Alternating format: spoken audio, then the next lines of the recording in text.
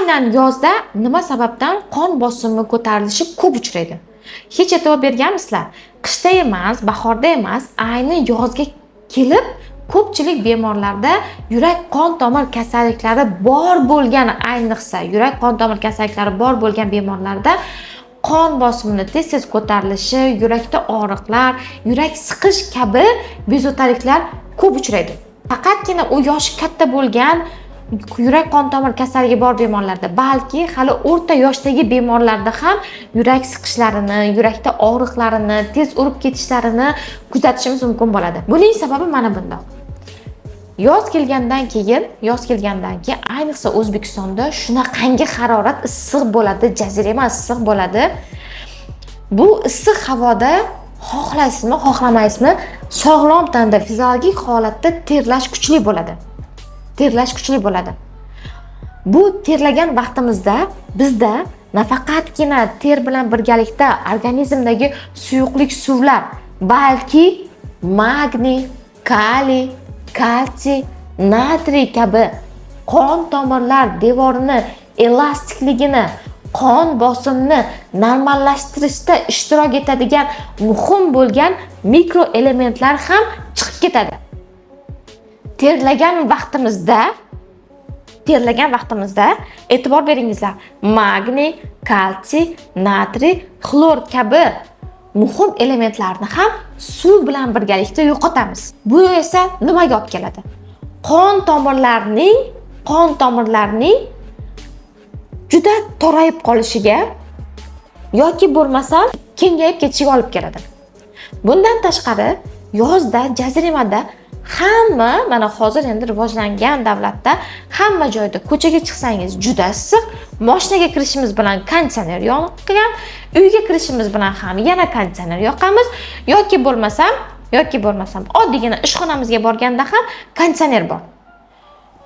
Issiqdan sovuqqa, sovuqdan issiqqa, issiqdan sovuqqa, jazirama issiqdan birdan 18-22 gradusli konditsioner yoqib qo'yib turib, birdan sovuq xonaga kirib olamiz.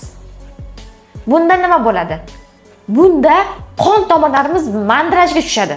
Tushuna olmay qoladi. Issiqda qon tomirlarda yuzada joylashgan arteriola hamda kapillyarlar qon tomirlari, mayda qon tomirlarda kengayish sodir bo'ladi.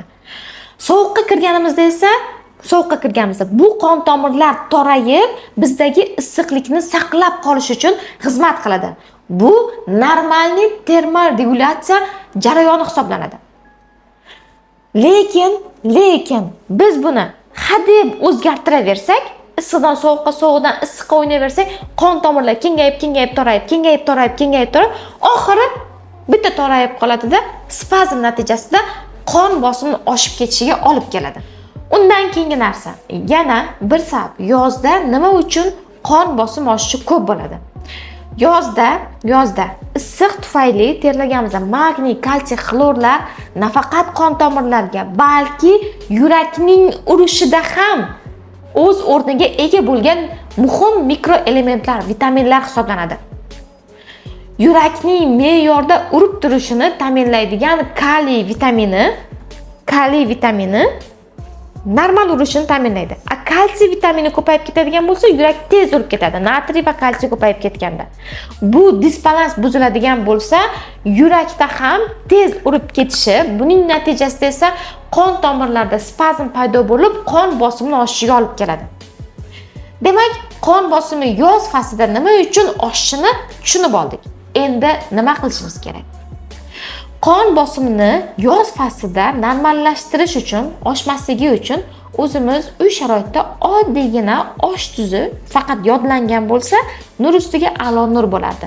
Yodlangan bir chimdim osh tuzini suvga qo'shib aralashtirib iching yoki bo'lmasam til tagiga tashab 2-3 sekunddan keyin suv ichib yuboring. Bu narsa suvsizlik yoki spazm tufayli yuzaga kelayotgan bosh og'riqlarini ham zo'r kamaytirib beradi. Qon bosimini ham me'yorda ushlashga yordam beradi. Yoki bo'lmasam mineral suvlarni ishlatishga harakat qiling. Har xil turdagi dorivor mineral suvlarni ishlating. Ikkinchi navbatda to'g'ri, issiqda, jazirama issiqda yuring demayman. Jazirama issiqda doimiy uzoq vaqt yurishni o'zi ham quyosh boshimizda nur urib ketib, boshimizdan quyosh o'tib ketib, u ham bosh og'riq, qon bosim ko'tarishga olib keladi. Shunchaki issiqdan uyga kirgan vaqtingizda konditsionerni birdan 19-18 ga qo'ymasdan oldin 27, keyin 26 gradusga, keyin 25, 24 gradus sekin astalik bilan har 15-20 minutda gradusni 1 gradusga pasaytirib boring. Har 15-20 minutda. Чтобы mandrajga tushib qolmaslik uchun-da, buchi bilasizlarmi nimaga o'xshaydi? Mana bizchi uxlab yotgan paytimizda kimdir deb qo'rqitib turg'izib yorsak, qanaqa shokka tushadi. Tanamizda ham, qon tomirlarimiz ham issiqdan sovuqqa chiqqan paytda yoki sovuqdan issiqqa tushganda mana bunaqa torayib, kengayaverib, shok holatiga, stress holatiga olib keladi, bu qon bosimini oshiradi. Demak, konditsionerni 15-20 minutda 1 gradusdan pasaytirib boramiz. Keyingi narsa. Yana bir eng zo'r usul. Qon bosimini bir me'yorda olib yurish uchun tana vazningizga mos holda suv ichish. Bu qanday bo'ladi? Agar sizning vazningiz 50 kilogramm bo'ladigan bo'lsa, 1,5 litrgacha suv iching. Suvda ham oddiygina qaynatilgan distillangan suvlar emas. Uy sharoitida tayyorlangan turshakdan kompotlar qilib iching. Namatakdan tayyorlab iching.